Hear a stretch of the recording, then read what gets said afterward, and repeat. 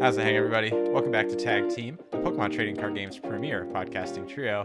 My name is Riley Hulbert, joined as always by my good friends, Mr. JW Kriewall and Mr. Andrew Mahone. Folks, how are we doing today?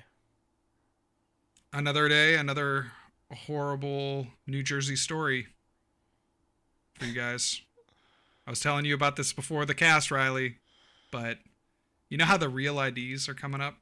Everybody needs to have a real ID to fly. I mean, you can use your passport, but you need a real ID.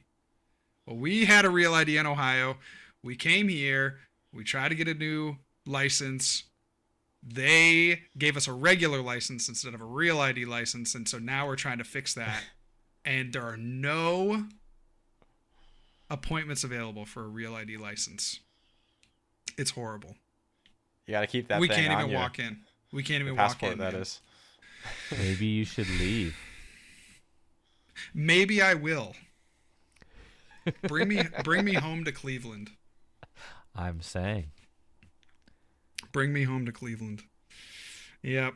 It's man, it's rough out here. We dream about it every day. You can come to Wisconsin. I'll test with you or whatever. On paper. Okay, that sounds good. Yeah, Madison. I'm tough to get a house there right now, but yeah, houses aren't primo in Madison right now. No. Yeah. No, but Ohio. Ohio's where it's at. I think it might be, and this is somewhat hard to say as a Michigander. It might be the perfect state. The perfect state is crazy. It might be the perfect state. I gotta give Ohio a lot of credit because there's a lot of they are conservative in a lot of ways, but they're very liberal in many others. Like they're very much into like the metro parks and the free, investing into their libraries and having I would say generally good public spaces to enjoy, right? I think it's true. It's true. Riley's looking at it type of way. It's true though. It's true. I think Ohio, like every city that I've lived in Ohio, which is 2, has been like that. And cost of living is good. You can really raise a family. They got professional sports teams. There's a lot to do with the arts. The thing that I'll always go to bat for about Ohio is that like I was a 20-something with no direction in my life, very few marketable skills, but a drive to work. And you know what? Ohio welcomed me with open arms, and I was able to make it here.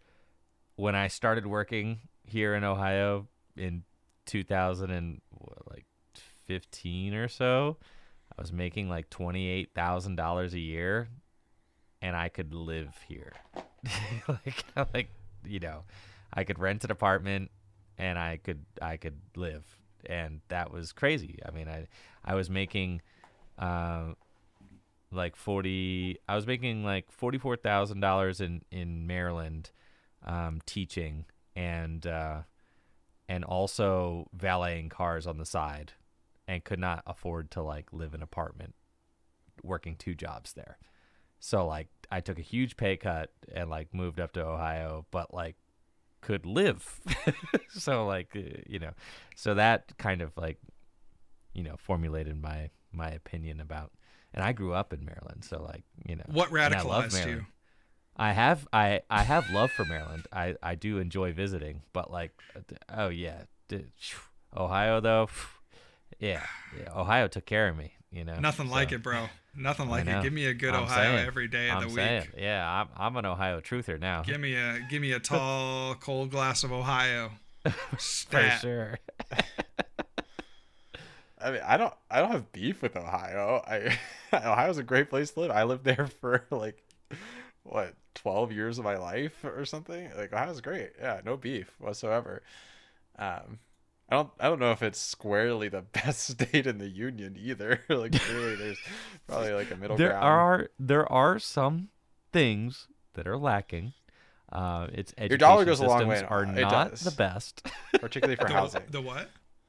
education systems are Oh not the yeah. best. Well, I mean, education systems everywhere, man. And now that they're going That's to like, not true. they're In Maryland, they're quite good. no, but I feel like the privatization of schools has been a real big. I mean, and people have been saying this for what, like 30 years now, but it's very apparent where you have all of the parents pulling their kids out of the public schools, so the public schools get less funding, so they're less attractive for people to go to, and pushing all that funding into the private schools or the charter schools. I mean, that's a real big problem.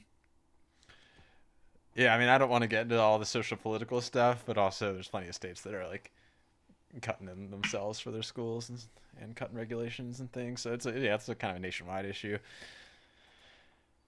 But that's notwithstanding. Yeah, how's cool. Your dollar goes for a super long way, particularly in the housing department, which is noteworthy right now. That is the biggest downfall of Madison, is the housing. I feel like it's like such a nice place to be, but the housing is really expensive. I don't really have a choice. My job is here, so. Let's see. Last week or so, I went for a run today. This is the first run I've gone on in some time. Got a nice 3 miles in. It was 60 degrees today. Beautiful day. I spent a ton of time working on my latest Tricky Hideout video last week, and finally got that out. And it seems to be doing well. So I've got 2 videos out on that channel now, and it's crazy because I mean, just a month ago, or so, I was talking to you guys, and I had this crazy idea of starting this new YouTube channel and just seeing if the videos would work out. And I had the suspicion that subscriber count does not matter anymore when it comes to YouTube, because all that matters is how Good your videos. video performs on the algorithm. Mm-hmm. It's all that matters. Nobody goes and watches their subscribers' content. I mean, very few people go and watch their subscribers' content. It's all about the For You page and what YouTube's algorithm is suggesting you. That's what everybody logs in the front page of YouTube, and you click on stuff that YouTube is showing. Cool. Yeah. Yeah, you click on the thing that looks cool, right? And so like that was just a thought that I had, a feeling that I had a month ago, and now a month later, I'm 2 tabletop gameplay videos in. Okay, of all of the time that I have ever released any tabletop gameplay video on Tricky Jim, I do not think that a single one of them has as many views as either of these Tricky Hideout videos. Yeah, I did really like the recent one. Thank you. With the fake cards, that was super fun. And I texted you that. I am trying harder. Saying it for our trying listeners harder to as well. be fun and like edit in like a very fast-paced kind of way that's like more brain rot friendly, I guess. But like I love the fake cards. Like seeing the Thanos and Mewtwo was really funny. Like, that was awesome. Is TCG live content just dead? I mean, not obviously for you, dude. It is, that has but been just dead in for general. like a year. It's like, man, That was it's such DOA. a tough watch. It was DOA, dude. Yeah. I mean, yeah. It's like it's lame to play too, right? Like, it's just yeah. Talked about this a lot. I mean, but like, yeah, you the game's not very visually fun to watch. It's not very visually fun to play. It is functional. So like your ceiling for TCG live content on YouTube is just as many people who just want to see the gameplay and nothing else, basically, right? Like, so, the ceiling for TCG live gameplay videos on YouTube is about 40,000 views, 50,000 on like your very highest view TCG live gameplay video. Yeah, but like mostly you're catering to the same 15 to 20,000 people with every TCG live upload. And if you look at the most popular TCG live creators, that's about the ballpark they're hitting in with like almost every upload. So, man, all right. Well, you're blazing a new path, Andrew. How does it feel to be a trailblazer? well, Probably a little scary, I imagine. I don't really think of it like that. There are certainly other people who have blazed this path already. I think just kind of like pivoting into a different realm now. Whereas like before I was kind He's of ascended. like I was uploading in the same sphere as like, Little Dark Fury and For the Win TCG, and like kind of just doing the TCG live gameplay stuff. Whereas like now I want to be creating content that's like similar to the stuff that or like in the same ballpark as the stuff that like Purple Cliff's making. I mean, like he's been making some really fun tabletop oriented stuff. He's more of like a Pokemon variety content creator. He does video game stuff too, which I don't dabble with, but like he has created some tabletop gameplay content with 1 million views. So it's like, to me, he's the blueprint, because he used to be a TCGO streamer back in the day, and then like pivoted to Pokemon variety content, TikTok, all this stuff. But now he's like a Pokemon variety YouTuber who has tabletop gameplay. I mean, videos where he is playing the Pokemon trading card game with over 1 million views. And nobody else on YouTube has done that, right?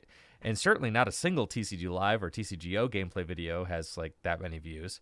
So like you're telling me, and for me it was like, okay, on Tricky Gym, like the tabletop content always did worse than TCGO and TCG Live.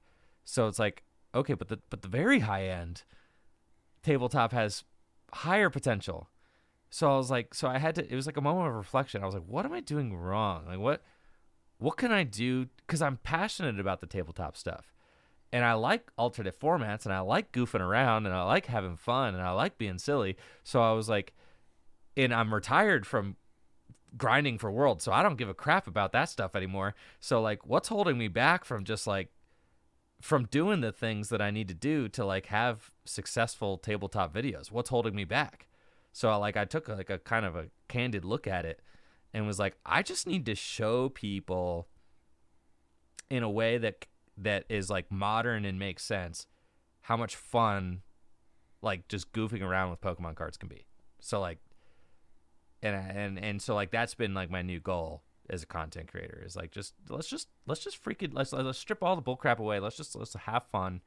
And I need to like be wary of the trends. I need to be wary of like how videos ought to be edited to be successful, how thumbnails ought to be made to be successful. I need to like actually think about this crap and not just like be pumping stuff out without thinking about that, right? Not wasting my time.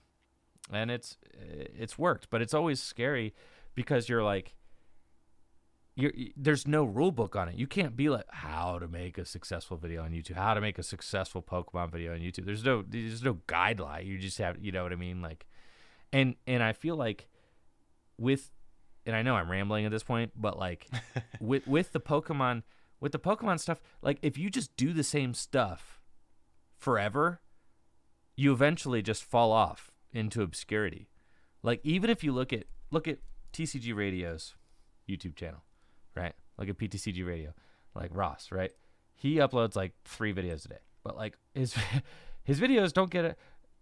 Most of his videos get like 5,000 views, which is crazy. I feel like, and he's got 150,000 subscribers. And like his videos used to get a lot more, but if you just, there's something with it. If you just keep doing the same stuff, like you'll just fall into obscurity. It's weird, man. And it's well, weird. I don't know if it's necessarily like you have to expressly mix it up, but you need to like keep engagement high so that way you're like favored with. And the problem with the format like Frost's, I feel like, is not every news story is going to be like clickable, or like exciting to click. And you get a couple duds in a row, and then all of a sudden you're like unfavored on the algorithm. Whereas the variety content, like it's easier to like stay kind of hip if you're keeping variety, but it's not like an explicit requirement either if what you're doing is popular. I would say I do agree with you 100% though. Like nobody's on their subscriber page anymore. Like nobody. I'm not even sure people genuinely know like about the subscriber pages, like on desktop for sure, but even on mobile. Like how do I get to that? I don't know. Like I'm just going from the homepage. It's just like, another tab. just another tab. But yeah, Dude, you think But people are nobody not clicks swapping it. tabs? People are not The swapping people are tabs. not I'll tell swapping you. tabs, bro. I mean, genuinely myself too. Like I don't usually swap tabs unless I'm like Have you ever clicked the explicitly subscriber looking. tab? yeah, Have you ever clicked it? Usually Of I go over course. and I click it. I'm like, dang, this stuff sucks. Yeah, Well, like, and I give feel me like the a lot of gas. people I Give me like the on YouTube. algorithmic gas. Yeah. And truly, like sometimes I feel like the For You page has stuff I'm more interested in seeing. That's what I'm saying. Yes. You know, like I don't need to be subscribed necessarily to find like the Oh, content I want. 'Cause YouTube knows better. speaking of, hold on. I do want to bring Right, this up because yeah. I want to give you your flowers, Riley. I have been watching the Journey Down the Thames videos, It's good. and it's been really good. This is a Yes. callback to, I don't know, a few episodes Like, ago. yeah, like Where 3 or you 4 were episodes recommending ago. what to watch on YouTube, and it's been really captivating. So It if is this is so your good. first time We listener, gotta watch the newest video. It just came out. oh, it just came out. Okay, sick. Well, Yeah. yeah, let's stream it together and watch it. No, but yeah. So Riley gave me the recommendation. There's a guy who does, and this is my first video, interacting with this guy. Right, this first time seeing him. But he's trying to go from what does he call it? From Source to source to sea. So from the origin of the Thames River in London to the In the UK, maybe not yeah. in the UK, yeah, maybe not in London, but to the exit to the sea, which has been fascinating. So It is really, really interesting. anyway, just had to insert Wildly that. entertaining too. Thank Yes. you. And I'll tell you what, Andrew, I've really enjoyed the new videos, and I'm happy to share like critiques if I have them. If I feel like you're not locked in, I feel like you haven't locked in. So, Thank great you. props I to you as appreciate well. that. Thanks, man. Thanks. It really means a lot. I'm really happy with them. I'm having a lot of fun with them. Is like the big thing for me too. So, Yeah, find your this could be- passions. You know. this could be, and the crazy thing is like Tricky Hideout could just have like it's up to like almost 5,000 subscribers now, but the subscriber count literally doesn't matter. And it's like Tricky Jim has 130,000 subscribers, but like I haven't released a pocket video, a non-pocket video that's gotten like this much traction. I don't In know. years, ever. In years. Not in years. I mean, but in a little while. So Yep. Yeah, to be honest, Feels I'm good. surprised Pocket even still is like moving and grooving at all. Like, it feels feel like good. I kind It of- feels good the because app I was kind in of a fell really off. dark place. I want to say 1 month ago, before I released these 2 Tricky Hideout videos, I was in a very dark place. Yeah, I would say at the start of the new year, even. I was in a very dark place. Yes. Yeah, it wasn't Uh-huh. looking great. No, it wasn't. It's really hard. And I've kind of said this on stream too. I just don't know. I don't know. Who knows what sort of like negative ramifications being a content creator for 7 or 8 years or whatever it has had on my mental health. We'll figure it out. I feel like, us Gen 1 content creators are kind of like the early football players. Like we'll find out about CTE like years down the line, but like for now, like these content creators are just spending all their time, kind of trying to feed the algorithms, and we'll figure out like what kind of adverse effects that has on our mental health like later. Yeah, it's not But good. It's not good. It's certainly not good. Well, No. but So you were- I think the one thing that we can take, and maybe our listeners can take from this, is that, and I hope this is an inspirational story, Andrew. You've certainly inspired, maybe not me, but I'm sure someone you've probably inspired. Kids drop out of school and do YouTube. Yeah. No. Quit your job. You do YouTube. No, you can reinvent yourself at any Yeah. point. Isn't that exciting? You're not I think dead at that's- 30. You're not even dead at nearing 40. So true. I mean, closer to 50 than 20, bro.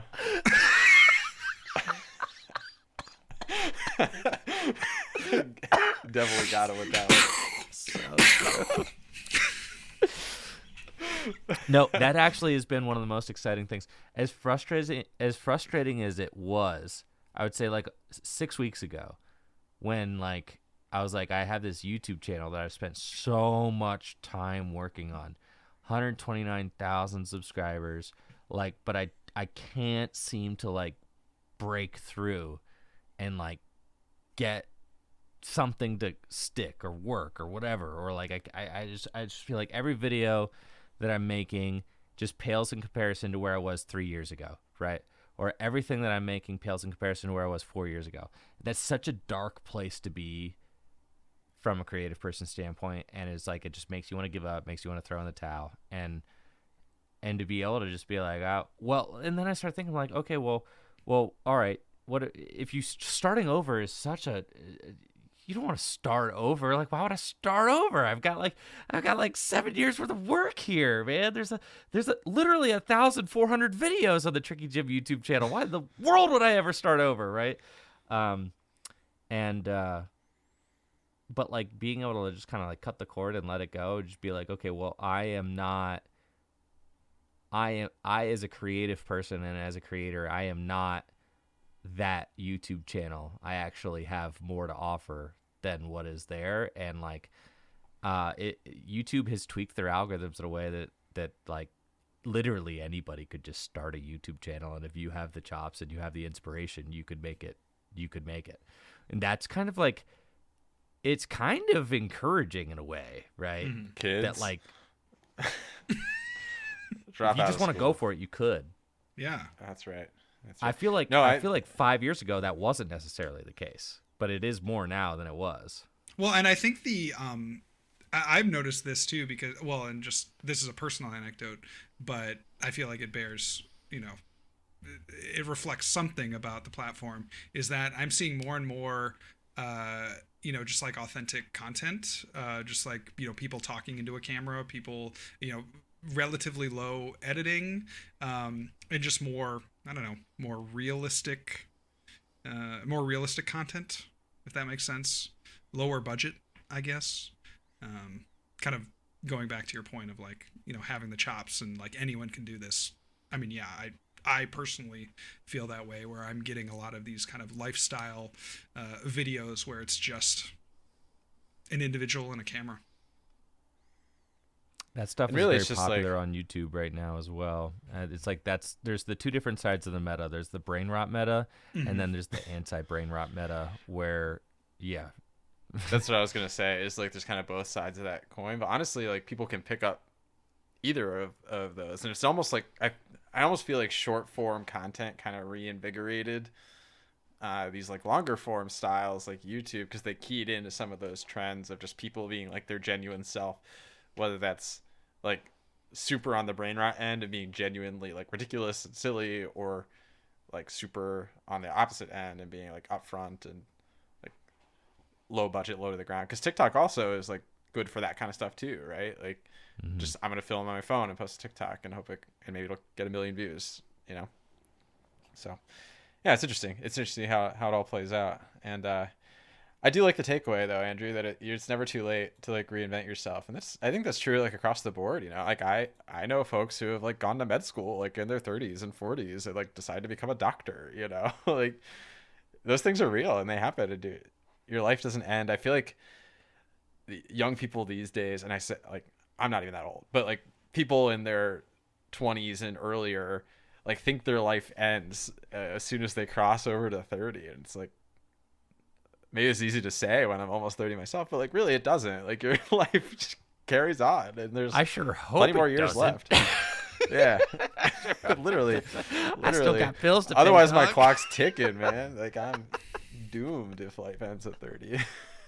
So, yeah, I think that's like a great takeaway too, especially for young listeners out there who are like maybe anxious about what their next couple of years will look like. All that said, we're 24 minutes in. We haven't talked about Pokemon like hardly at all, but yeah, we made the point the other week about the Pokemon is an accessory, just us talking. So maybe that's fine. We are fresh off Vancouver. Lucas Shing getting second place with his Goldango deck, and Andrew Hedrick taking home another dub with Dragapult. Andrew Hedrick is kind of cracked. I was just thinking about that, like the narrative surrounding Andrew, right? I mean, first of all, the goated Andrew. It's that's true. Probably the best Andrew to ever touch a Pokemon card. But whoa, he hasn't won Worlds, bro. Okay, chill. Andrew Estrada has at least won Worlds. Listen, I don't I give a was gonna crap say about it's regional wins next to world wins. Okay. it's always great to see people from Iowa succeed. What are like other instances of this that you're building a I narrative around? exactly. I don't know. I don't know that I've ever seen. No, there's a Iowan national succeed. champ from Iowa, dude. You don't know anything, man. Dude. Tell me them right now. It is I'm spacing on his name, but he played Night Yeah, March. very Nick memorable. Robinson. Night March Vesper Queen. Oh yeah, Yeah, Nick Robinson. Nick Nick Robinson. Robinson. That's true. Yeah, Well, check He that's is it. from Iowa. Yeah, Andrew did kind of own you there, but Yeah. I don't know. Hedrick is pretty good. Yeah, I think there's. I think amongst this, he's definitely first or second place Andrew. Yeah. But like for me, I'm gonna value the world's win until Andrew gets. that's he doesn't even have an erroneous IC point. win. Let's talk about modern. Let's talk about modern players. I'm gonna open up Andrew's Limitless page. Okay, started playing. Andrew has $78,000. Yes. earnings. I was Okay, gonna say well, he's the money doesn't Andrew, matter because it's all Andrew juiced has recently. made right about minimum wage since he started actually playing, like, grinding an entire season in the 2022-2023 year.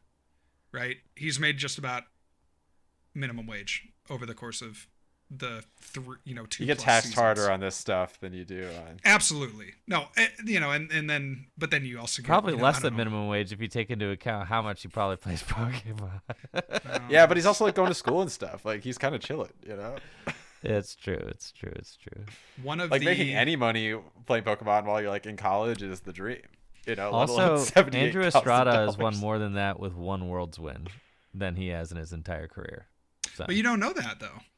I do you don't know know that that. because Jesse Parker just got 4th place at Worlds, and I know exactly how much money he got. Yeah, from but it. those cards weren't worth that much back then. I think Andrew but he still, still has, has his I think cards. Andrew still and has actually, his card. Andrew Estrada helped inform Jesse about what he should sell his cards for. So I know Andrew Estrada knows exactly how much those cards are worth, and actually is maximizing his value out of everything he's ever done. And he also just won a regional championship this past year. Why are we comparing Andrews? I think what Riley and I are Because trying to you say. decided to call Andrew Hedrick the best Andrew ever, and he hasn't even won a Worlds. That I was never just a said he dig was at the you, best- man. We're Yeah, just I I trying know to it's nag just you. a dig at me, but also I made sure he knew it was a stupid dig at me because he's not the best Andrew ever.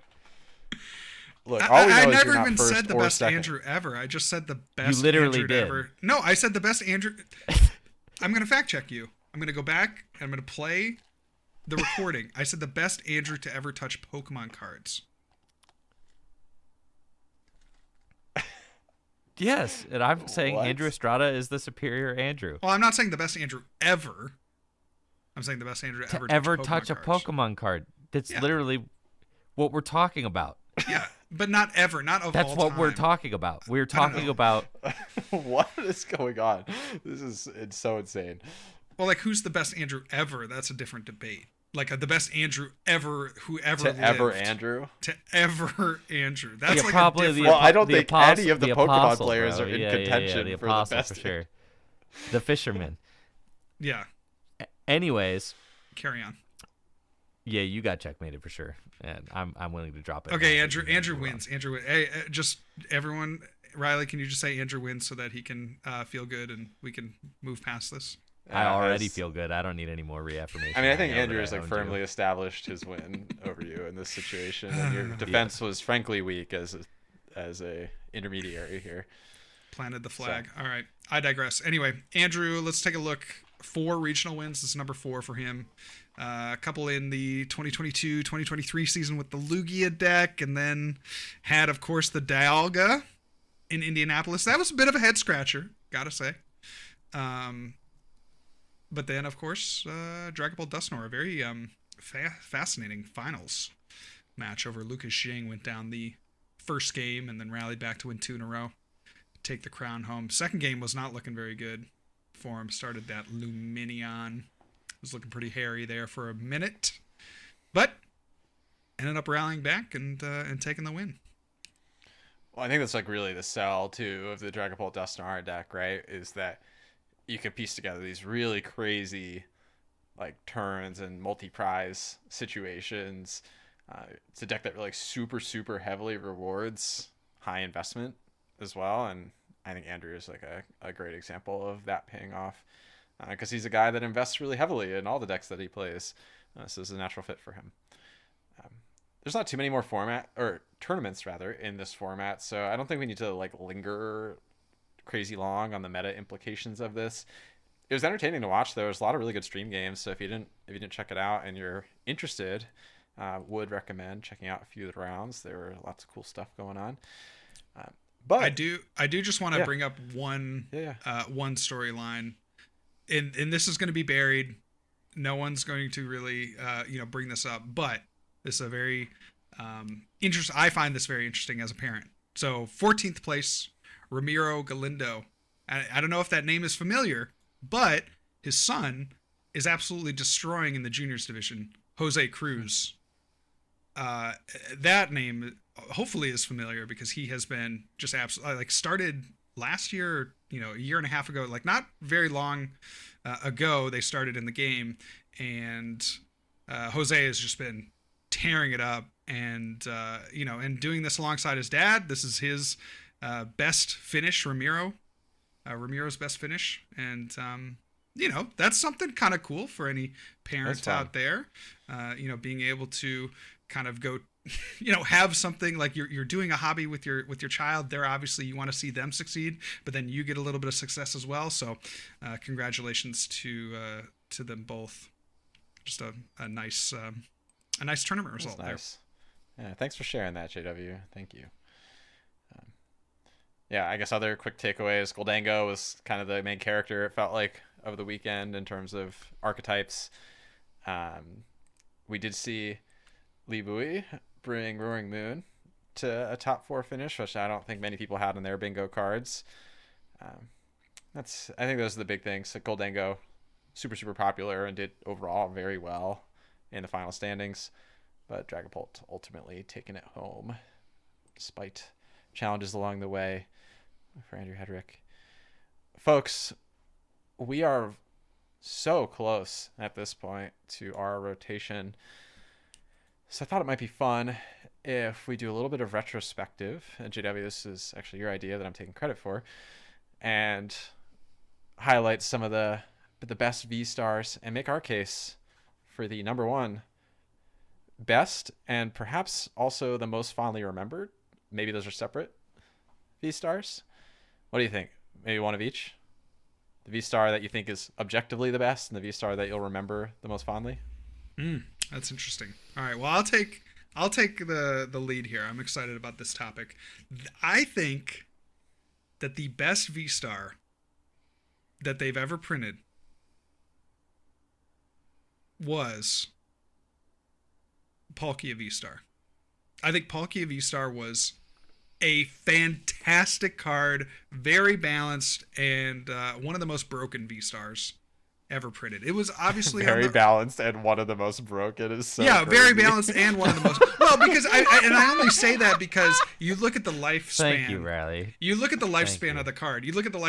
Like it was on the earlier side for the V stars, so it was one of the first V stars printed.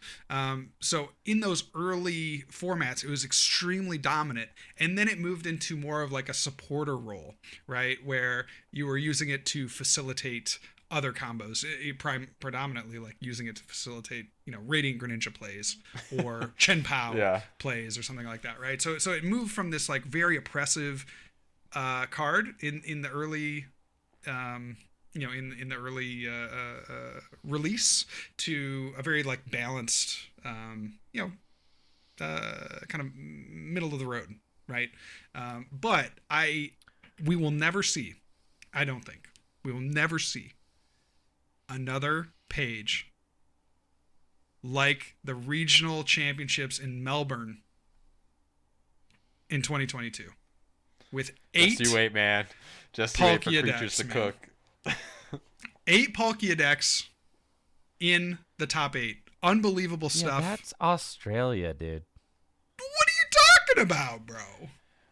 Okay, well, there is, like, without even negging Australians, their I'm talent not is like negging super Australians, but concentrated like in their one metas, group. their metas are extremely Yeah. concentrated because it is a smaller group of people. So Okay, well, but then you have like certain no, honestly, you have the best yes. testing groups in Australia, a place that nobody else can travel to go play because it's too expensive, right? Except for like the Besides most Japanese players. wealthy, except for Japanese players and the most wealthy Americans, right? Or the Americans with the most free time, and then. And then so their metas get very kind of like homogenous because You you've got like realize that they don't all test together, right? You no, but realize they at the have top okay. there's a Yes, very it's made up of like a divided couple split. of testing groups who all came to the same decision, and they're all like leaps and bounds better than like the rest of the populace. So they're all gonna go to the top. To be fair as well, it was also like the first regional in the West in that format too. So it's like it's more likely that a bunch of different testing groups would have all decided that Palkia is the best. I still think that regional was crazy. Like 8 for 8 is absolutely insane.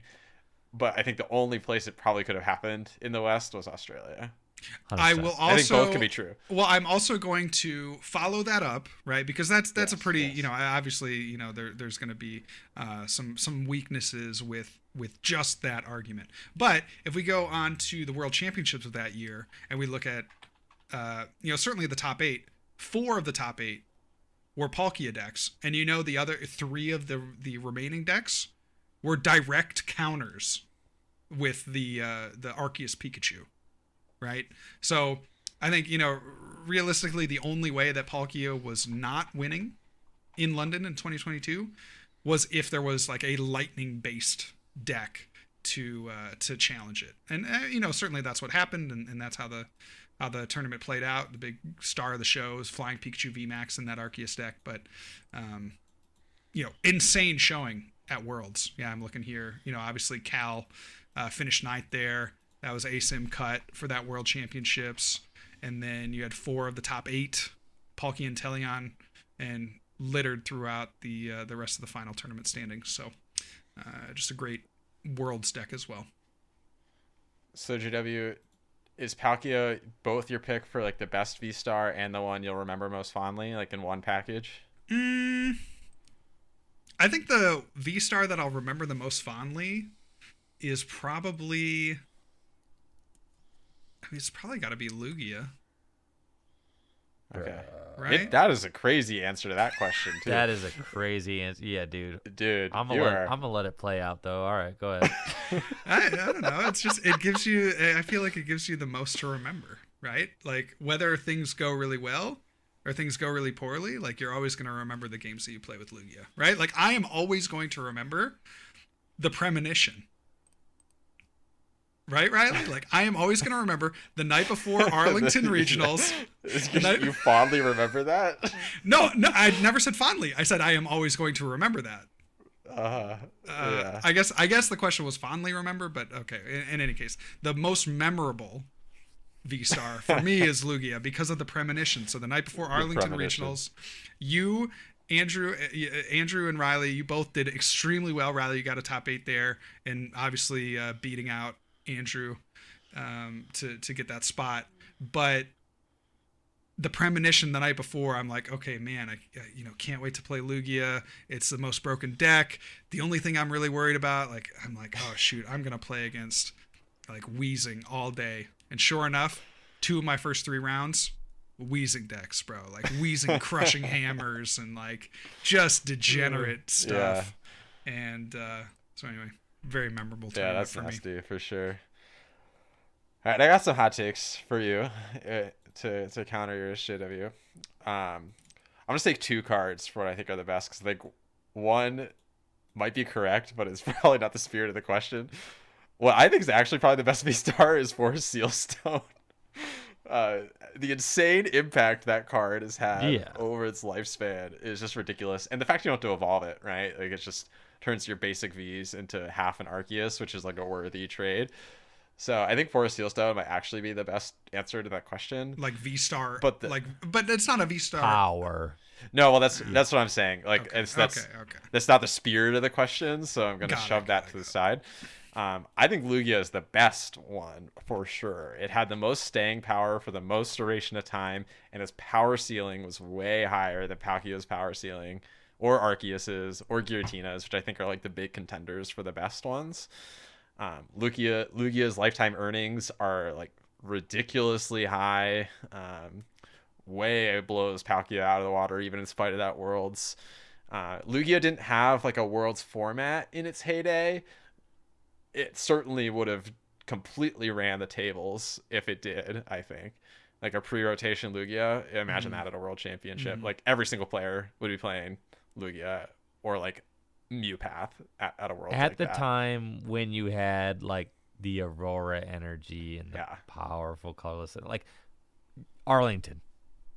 Yeah, at that point, like it was not like the power level of that deck was so crazy pre-rotation. Yeah, right it was like, so ridiculous, and it kept up. You know, it got so much weaker, like ridiculously so. I don't think I've ever seen a deck as like neutered by a rotation without being fully rotated outright. And it's kept up. It has been consistently a top meta pick. Sometimes more off meta than others, but consistently performing to this day. It's got to be Lugia for me. I don't know. I don't think there's another answer even. I think it blows Palkia and Arceus out.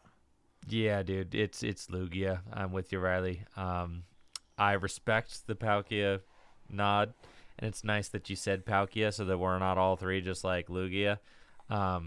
But it's Lugia for sure. And now that you've got all these ridiculous versions of Lugia that have existed over the years, in a way that Arceus didn't evolve, right? Arceus did not evolve into the current meta, really, to keep up. It was dominant early on, got power crept. Lugia has been persistent throughout the entire time. It feels like it just keeps getting cards that jive with it. And how could you not when you've just got a card that just pumps 4 special energy into play every turn, right? Like it's absurd. To be fair, it's 2 cards. And then if you look at Lugia, Lugia also is dominant in expanded format. So is Palkia. Apparently Palkia is pretty good in expanded too. But Lugia is like also a ridiculous card in expanded because of the ability to pump those special rainbows and auroras too. The dragon energy, like literally, yeah. It's obscene, right? So, I think I'm also giving the nod to Lugia. Now, Riley, what was your favorite VStar? Did you say? I didn't say yet, and I have a couple contenders, but I think the one I'm gonna go with is Dialga VStar. There's no card that's like as satisfying to sling off as that Dialga. And compared to like his GX counterpart, Timeless GX was pretty similar, but Star Chronos like crosses more relevant damage thresholds, which makes it feel more impactful. Whereas the Timeless GX was just always a little bit short on the damage, so you're like always 2-hit KOing, where Star Chronos combos are so ridiculous. So it's got to be Dialga for me. That card's just so fun to use. There are a couple other contenders in my mind. Regidrago actually I think is one that I'll fondly remember, but yeah, Dialga's too sick. All right. I was thinking about answering Dialga. I was between Dialga and one more, and I'm thankful you said Dialga because...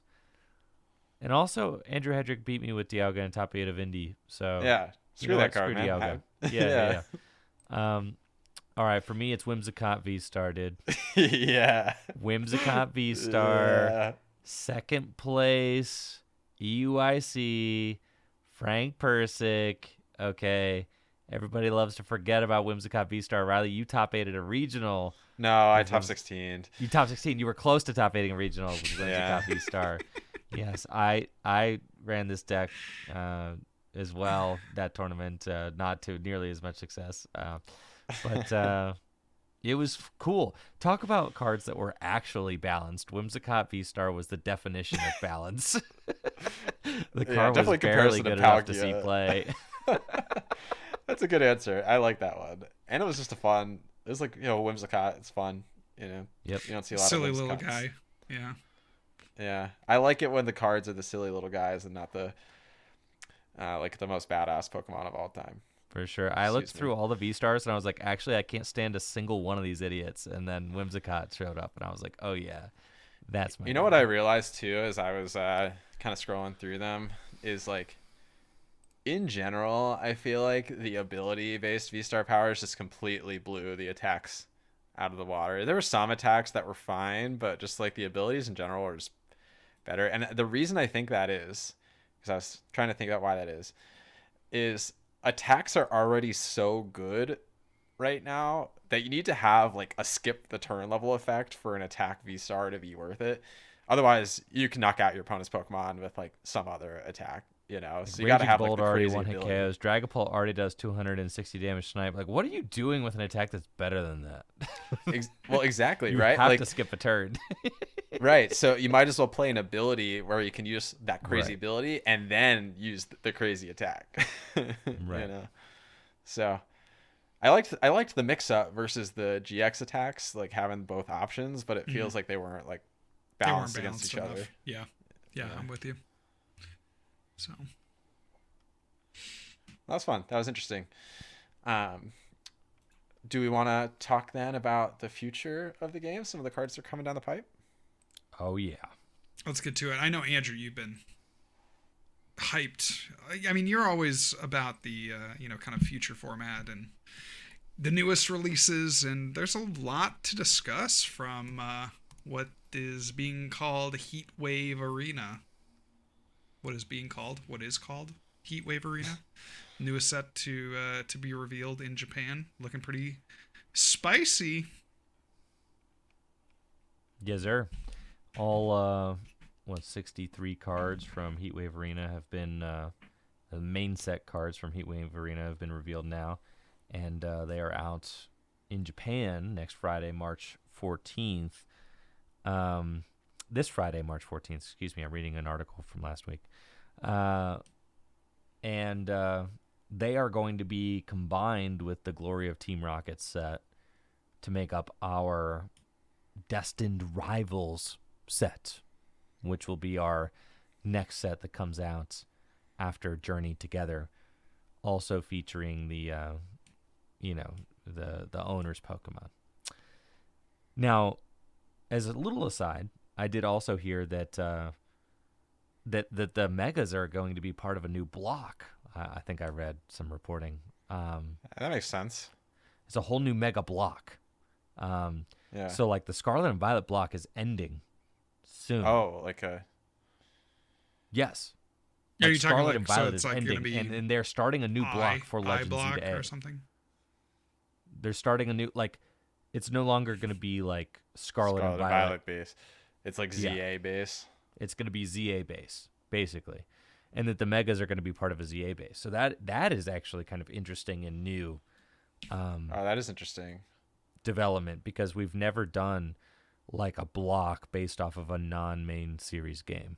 So Yeah. That is more true than your take from the other week. finally, see, I just had a premonition is all. Yeah, you were just cooking a little too hard last time. I was, but now I look like a genius. So that's okay. Yeah, facts. So we've got the new set, Heatwave Arena. We've got Ethan's Pokemon, Cynthia's Pokemon, and Misty's Pokemon, which is a pretty cool combo, honestly.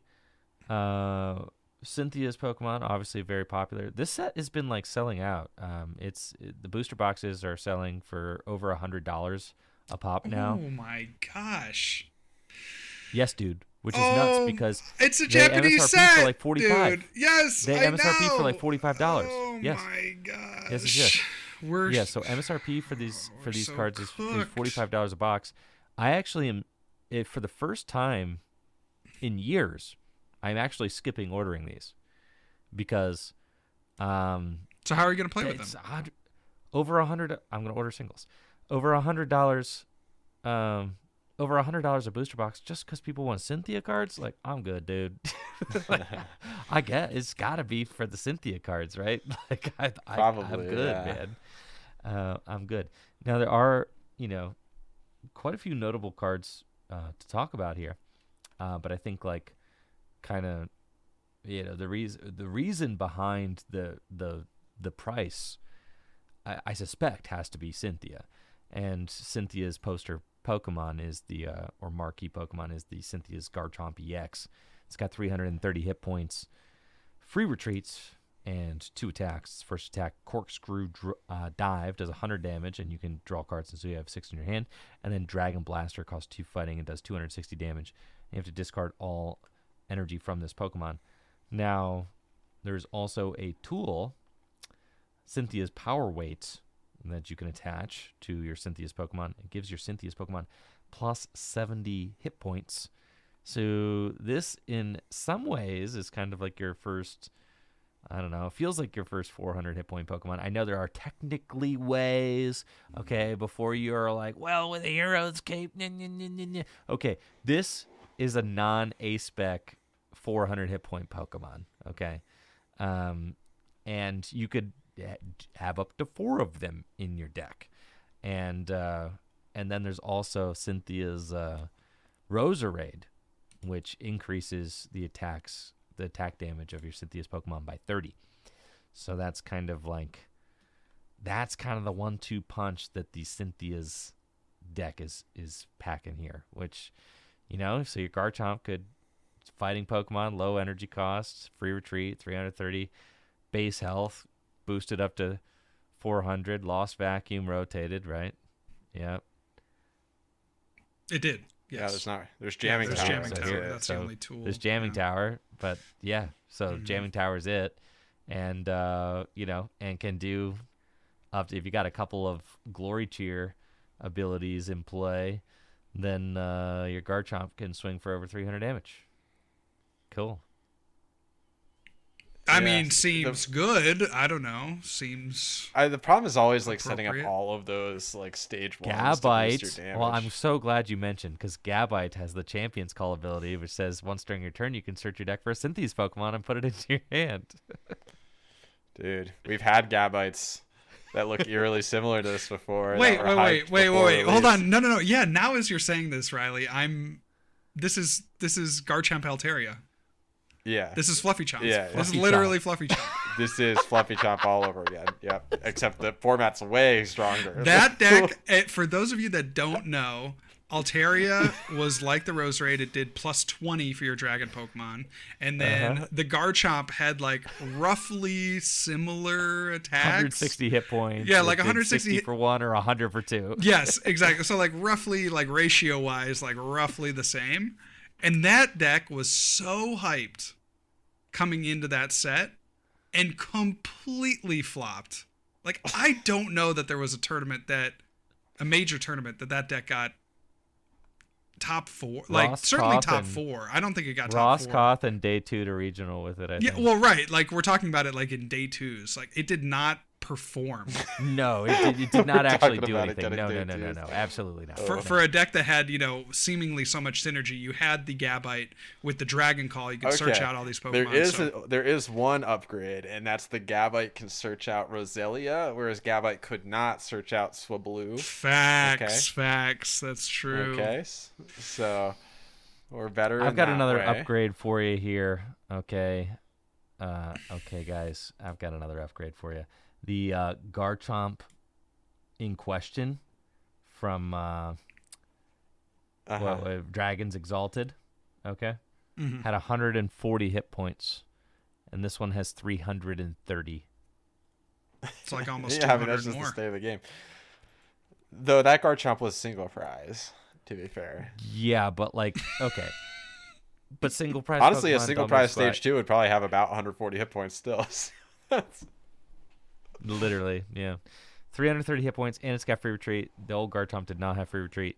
I mean, the whole problem with the deck previously, one of the problems is that you're trying to string the stage 2 attacker who's just getting 1 hit KO'd every single turn, right? Seemingly, they've solved the issue of that by giving it 330 hit points, and then also a thing that makes it have 400 actually. Bro's not dying. Still have this super wide engine, and it's all just about setting up your Cynthia's Pokemon. It's not like any other trainer based. I don't know. It's not drawing cards. Yeah, it's just No, I you don't get know. the I shake feel like weight too. I don't know. This might be kind of good. You get the shake weight, bro. Yeah, Cynthia Maybe you don't shake even weight, need dude. you don't even need the Cynthia's Roserade because you got the shake weight. It's an item card that lets your fighting Pokemon do 30 more damage. Maybe there's something here, but it's just like a Garchomp based deck. Like you don't maybe. even mess with. The You don't shake even weight mess doesn't with come out anything until the else. mega set. Yeah, the shake weight, You're the talking about the damage buff Powerade, thing. dude. You're getting your things The crossed. You're shake talking weight about is the tool with the HP. yeah. You're talking about the Powerade. Oh, from the okay, mega I'm set. talking about the Powerade. Yes, yes. Uh-huh. They look Yeah, roughly yeah. similar though. They evoke a similar vibe. Hmm. They are both fighting buffs, sure. Yeah. They both buff a fighting Pokemon. Though the shake weight doesn't have to be specifically a fighting Pokemon, so No. yeah, I don't know. I don't know, man. Kind of whiffed on that one, not gonna lie. But Oh my gosh. yeah, I mean, maybe Another it's fine. It's L just for like, what is John. this? What is this deck gonna do? Like Dragapult is like Phantom diving, or like spreading 60 on all the little Roserades and Listen, I don't really wipe. believe in it. There's a reason why I'm skipping out on buying this set. Okay, Okay. I don't really believe in it. Dude, I feel like So this trainer's Pokemon archetype is DOA. I'm not gonna lie. they almost all seem Competitively. bad. Yeah. Nah, Yeah. dude. Ethan's has to be good. All So right, let's Ethan's talk is about probably the the Ho-Oh. best. Yeah. Yeah. So Ethan's whole vibe is like powering up fire Pokemon quickly, and then also randomly has Pichu, which is sick, but doesn't really seem to have any direct synergy with his whole thing. So, but it's good to see Pichu get a card as a Pichu lover, as Pichu has not gotten a card since Playground in Heart Gold Soul Silver. Anyway, Ethan's Ho-Oh EX has the Golden Flame ability, where you can attach 2 basic fire energy from your hand to one of your benched Ethan's Pokemon. You can use that multiple times a turn. So you can get 4 or 6 energy accelerated from your hand a turn with that Ho-Oh. There is a supporter, the Ethan's Adventure. Yeah, Ethan's Adventure supporter that can search out fire Pokemon and fire energy. So what are you powering up? The Ho-Oh does 160 damage for 4, so probably not that. The Marcargo does 70 times up to 5 energy discarded, so 350, which is pretty good. 5 energy though on a stage 1, and that's kind of my beef, is like all these trainers Pokemon, like you have to evolve up, which is just not the meta. Especially with like these goofy engines, right? There's not like a great engine besides playing the Ethan's stuff, I guess, and Earthen Vessels to get a lot of fires, and you have to have pivots somehow. It's just kind of messy. I don't know. There's also the Yeah, Typhlosion, which does more I feel damage like for each Ethan's you use. I feel like the cards in standard would have to be a lot worse in order Yeah. for these guys to like see play. They're Yeah, cool. it just doesn't feel like they're competing with like the Terras to me. The Terras were just and it's absurd.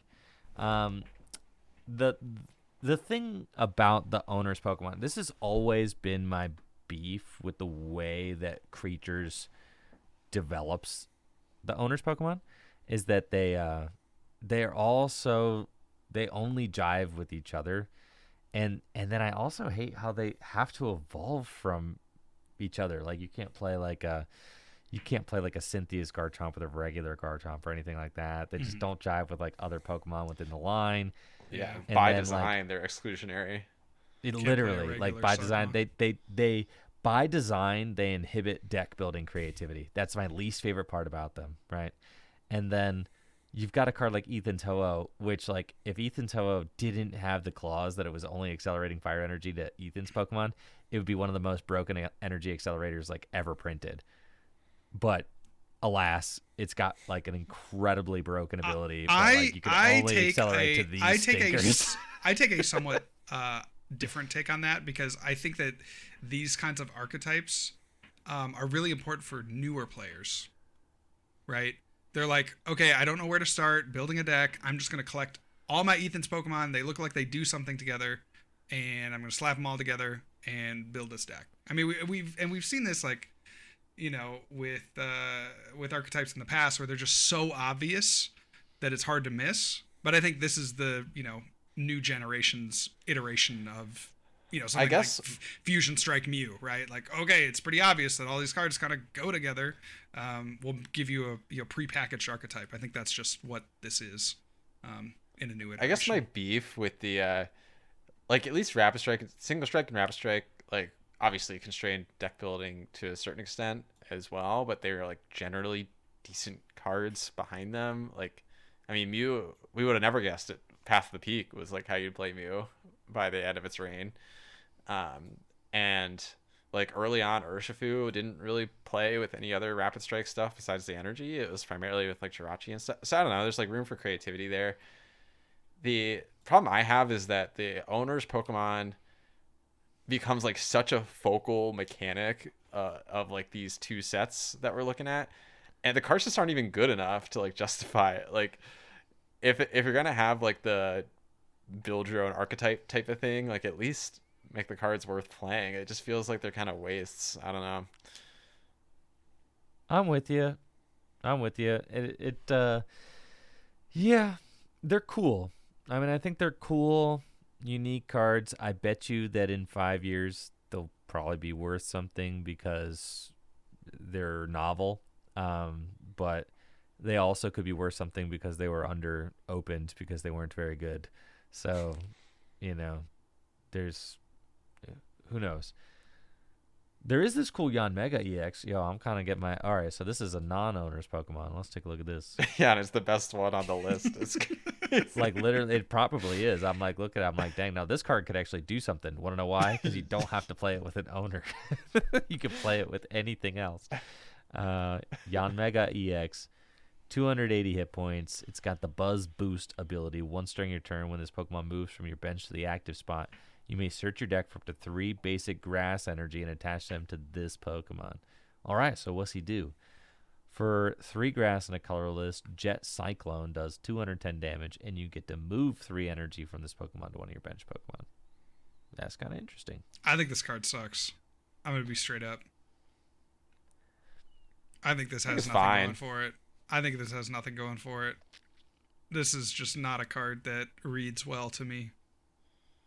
It accelerates 3 energy into play with. What are you talking about? On stage 1? Okay. Yeah, and it costs 4 energy to attack. We're not talking about like, oh, it accelerates 3 and then it you still need to find an energy, and then guess what? You have all your energy attached? Not anymore. You gotta move those boys back to a bench guy. Like, it just seems horrible. Well, I mean, he can accelerate every time he moves to the active, which I think is noteworthy, and it synergizes really well with Jet Energy as a result. So that's pretty sick. Mm-hmm. I don't know. Dude, this is better. This is better than Ethan's Slug. 100%. It's like the best card in the set for sure. What? All right, then counter it, JW. Go ahead, make an argument. While you're scrolling, JW, to find a card that might be better, can we just also acknowledge that Electivire might be the most cursed Pokemon of all time? Like, so true, dude. They ruined my dude Electabuzz with this like horrible creature. He's like horrible in the video game. He's horrible in the card game. Like, oh man, Electivire, what are they doing to you, man? It's so tragic. It is extremely tragic, yeah. Not even reading that card. It's it's terrible. It's Electivire. Yeah, IGW. I should I bought not have read it. Yeah, you did. You bought me a couple. You bought me a couple. I like the best thing I could say would be Miraidon. No, but I'm just thinking. It's lightning weakness. So yeah, Miraidon or something, or like Tapu Koko or something. I don't know. This ability. The reason that this ability doesn't read and yes, okay, you're accelerating energy, and it does it. When you're coming from bench to active, like, okay, there have been these kinds of archetypes there in the past, but the big kicker for me is that you're moving all that energy. It's not a you may move the energy, it's a you must move the energy. 210 is not does not hit like particularly relevant numbers, and so you're going to be stuck with a deck that has these Yanmegas and a bunch of grass energy because you need to be able to accelerate every turn. and then you're not even hitting for knockouts, and then you're moving all the energy Hydrapple back. EX. Wait, JW, I'm Hydrapple cooking. EX. Yeah, Toad's Cruel, and you just accelerate a bunch of times, and then you go in with the Colony Rush and a completely white face. You got your teal masks. You got your Area Zero Underdepths. You've got your Yon Megas, and you Your can jet just choose energies to and get stuff. one. Yeah. There you go. One hit There's no KO way that anything in works. the game. There's no way that works. Anyway, let's. You're bodied. You're bodied. Your body, yeah, for sure. You're mad. Also, I think Yeah. that Talk may about the be a new more judge. viable strategy than Cynthia's guard is the shot. new judge the worst judge art they've made? Is it the worst? Let's audit that real quick. Judge. It's He's pretty got, bad. like- It's He's pretty got bad. like pink and green is like his colorway. He's got like a pink collar, pink shorts, a green belt, and then he's got like the dad kind like of- Oakley shades going on. I like kind of like that he has like wrist warmers on. Or, It like, kind of reminds me sweatbands of on. like. It kind of reminds me of you, Andrew. In what way? Like it's like an old man. Like you can tell he's like hair is graying and he's like It's trying like to an be old hip. man. Yeah, he's like trying to Yeah. be hip and cool. Dude, I don't know. I kind of like him. I don't know why. He's cool. He does have the right color palette, I will say. I got to give it up for the I feel like the the worst pink and judge. green. It might be Blue Shirt Judge. Now that I'm looking at him. Yeah, Might because be yellow bullshit shirt judge. judge is cool. Mustachio judge is cool. Red. To be shirt honest, judge I is don't really cool. like Heart Gold Soul Silver Judge, which I know is like a take that not a lot of people agree with. I don't actually like that art very much. That might be my actual least favorite, but Blue Shirt Judge is next. Blue in terms of weakest judges. Yeah, yeah. Yeah, it's just I get down with blue shirt judge. If you think all the judges like fought, who would win? Probably. I think Blue Shirt probably Judge is at first. I think green shirt judge has got something. Oh, a Green Shirt Judge like wipes the floor in a brawl, but like Blue Shirt Clears. is going down first. I Yes, think. definitely. I also think the green shirt judge is like exuding the most dad energy of all the judges. Yeah, Green Shirt Judge, honestly, for a reprint of a card that's been out for over a decade, he like really is putting in the work. I like that. Well, he reinvented the judge archetype was the thing. The judge Because- archetype. He did.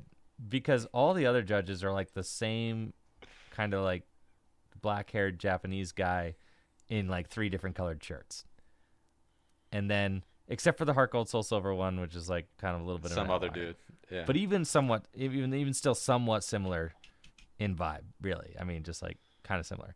And then Green Judge came and just flipped the whole thing on its head with like his bulky build, his mustache, right? Right. He opened the door for Pink Shorts Judge. He did. He really paved the way. He Because walked Pink Shorts so Judge, Pink Short Judge could run. precisely. I kind of like Pink Short. I don't know why. I like the vibrant colors. I think it's kind of cool. I'm with it. I think this is a card that'll age like wine. The the Pink Shorts Judge. You'll learn to appreciate him as you play him. I could see that. Yeah. I'm kind of into his look. I don't know. I like his ponytail vibe. I like his like green belt with his pink pants. It's just awesome. I'm super about it. Now I'll tell you I what, did he would- forget there are he would also beat- Arvin's Pokemon in this set, but I think Well, they're what so is the- bad that I think Yeah. they're so bad. They're like so bad that they're really not even worth talking about. There's the Arvin Sandwich, which is heals 100 damage from an Arvin's Pokemon. Which is like a good effect, I guess. Healing 100 is good, but then it's restricted to Arvin's Pokemon, which is not good. So, yeah, pretty much nothing there. Arvin's Greeting can get those sandwiches out of your deck, which is still kind of nothing. I don't know. Misty Psyduck looks nice. The artwork. It is very nice. Yeah, I like that a lot. The Misty Psyduck. Yeah, there's some stellar artwork here, for sure. Do you think that this would be a fun set to draft? No, because if Because you you don't can't pull play the enough, cards together. yeah, if you don't pull enough of the synergies, it's just a complete So what flop. makes a set fun to draft is that like you could play different cards together well, right? Dude, like And I imagine worry that the cards are too pigeonholed by the fact that they are Archetype specific. Imagine yeah, you like pull Ethan's Typhlosion, like the whole line, and then you get like a one Ethan's Adventure. You're doing like 100 damage with the Typhlosion. Pokemon's just a miserable game to draft, Pokemon unfortunately. isn't really built to draft, and I think you kind of have to mutant it a lot of times to make a draft like really successful. And like, but what, you're gonna mutant with the trainers Pokemon? That's ridiculous. I would argue that doing mutant regardless is ridiculous, but you know. Yeah, I don't mind mutant in like a cube that's completely designed around it, but I prefer to evolve the guys into the guys they're supposed to evolve into, generally speaking. That's what Arceus intended for us to do. That's right. Yeah, there's no other cards that jump out at me besides the fact Pichu is like super sick, and Pichu's art is also really sick because it reminds me of like the Ken Sugimori original Pichu art. It's a nice Like, Pichu. It's a nice Pichu. Yep, many are saying. He's great. He's great. Hopefully there's a secret illustration rare I can get of him. All right, what do we think that what is this Psyduck doing? Oh, it's for Gyarados. Okay. Yeah. I'm like sitting at the side. I'm like, why does its ability allow it to discard the bottom card of your deck and then put the Psyduck on top of the deck? I'm sitting here. I'm like, what? In what world do you want Psyduck on top of your deck? And then it's like, okay, if you're playing the Misty's Gyarados deck, it's got the Splashing Panic attack. Yeah. For 1 water energy, discard the top 7 cards of your deck, and the attack does 70 damage times the amount of Misty Pokemon you find there. So in a perfect world, you've got 4 Misty Psyduck in play, and then you can just pop them suckers all onto the top of your deck. But you don't even need to have 4 all in play, right? You can do it one at a time. Oh yeah, for sure. And then you stack them suckers up, and then 7 times 4, that's 280 damage right there. Broken deck. You could also use that one next stadium turn. first to put a card on top, and then use the Psyducks 4 times. 5 card stack. Imagine knocking out a Cynthia's Garchomp with the weight attached. Gyarados. With a 1 energy Gyarados. There will be YouTube videos, TCG Live gameplay YouTube videos flooding your suggestions. Misty's Gyarados does how much? Easily one-hit KO Pokemon EX with Misty's Gyarados. Yeah, I know. I see it now. I know. In a past life, it would have been me. Yeah. So true. No longer. Well, can I ask what the next video is going to be, Andrew? For Tricky Jim? No, for Tricky Hideout. Oh, for Hideout? Ooh. Yeah. I've got... Oh, it's not even filmed I actually, yet. I have... Make us wait. I have a huge notepad of just ideas. I pretty much spend all day brainstorming all the time. I'm just constantly thinking about like what's next, what's down the pipeline. I'd say I'll probably have like 6 months to a year's worth of ideas written down. And so like I have 2 bulk battles scheduled this weekend, where Heather and I and Natalie are going to travel out to 2 different stores in the Northeast Ohio area, and we are going to kind of turn it into like almost like a little card shop travel video where we go travel to a card shop and do a bulk battle on location in a different shop, just to kind of mix up the formula a little bit on the bulk battles. And I don't imagine myself doing like a ton of bulk battles, but I think that 1 is like not enough. I think there should be like maybe 6 total. And then like once I get like kind of like, so the people can kind of binge them, like, oh, you liked that bulk battle, here's a few more, right? And then like and then once I kind of get like a base of like maybe 6 of them, and I'm talking 6. Maybe I'll do 6 bulk battles this year. Maybe 4. Like, I imagine there being, by this time next year, maybe there'll be 4 to 6 bulk battles on the channel. And and then at that point, once there's like 6, then maybe I just throw in, like, if we are able to travel somewhere crazy and do one. It's always like if we're in like a different card shop or something, if we travel to NAIC and go find a card shop there or something like that, or whatever, you can turn it into a little travel video where you go travel and do a bulk battle somewhere. As for my other videos, no, I am not willing to reveal my concepts because they are gold, dude. They are gold. They are really, really good. I will talk to you about them after the cast, but no, these things are the proprietary it's like information. That's crazy. It's like my secret playbook, dude. Oh, it's like my secret playbook. He's I've been scheming, spending boys scheming over here, dude. I am, like, for real. And the really fun thing about the hideout videos is that it's like there's no leaks. Like, we don't let anybody talk about the results of anything or what's happening. Like, I didn't tell stream chat that I was doing a fake card video until the day it dropped. Like, nobody knew, none of my stream chatters, like, because I don't want, like, I want it to be like a whoa, oh, they did that, I want that to be the reaction. And it's kind of a foil from everything that I've done on Tricky Gym, whereas, like, on Tricky Gym, it's like, oh, I know what he's working on because, like, they streamed it 2 weeks ago, so it's like there's a lack of excitement kind of for the Tricky Gym stuff because it all gets streamed. But for the hideout stuff, I have a chance to do the exact opposite of that, or just keep it all very close to my chest and not tell anybody about it. So that's what I'm doing with the hideout stuff. I'm excited to see it. I think we all are. Likewise. Well, fellas, anything left to say on what ultimately I think we deem a relatively underwhelming new set release in Heatwave Arena? MC's Hype Up is one of the worst draw cards I've ever seen. Yeah, what does it do? Draw 2 if your opponent has 3 or fewer prize cards. Draw 2 more. Yeah, ugly. What was the one where it was like draw 2 if your opponent's active is a VMAX, draw 2 more? It was like, it wasn't Coach Trainer, but there's a Coach Trainer was like the same idea. Yeah. That one also. Sacred Ash reprint, dude.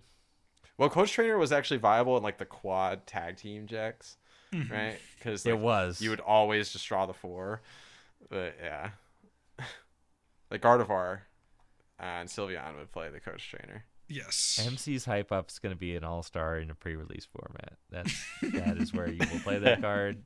You will gladly play your little draw 2. It will come in your pre-release kit. I can almost guarantee it. Might even be decent in the right cube.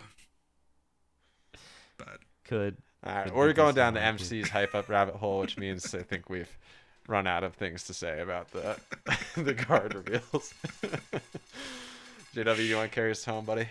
Let's do it. If you want to find more from your favorite content creators here at Tag Team, you can find us on X at Real John Walter for myself, at Smiles with Riles for Riley, and at Enjoy Friend, which if you go there, you'll find a link to his Blue Sky, which I guess we will shout out here. You can also find the podcast at Tag Team Pokemon. Thank you all so much for listening, and we'll catch you next time. Peace. See ya.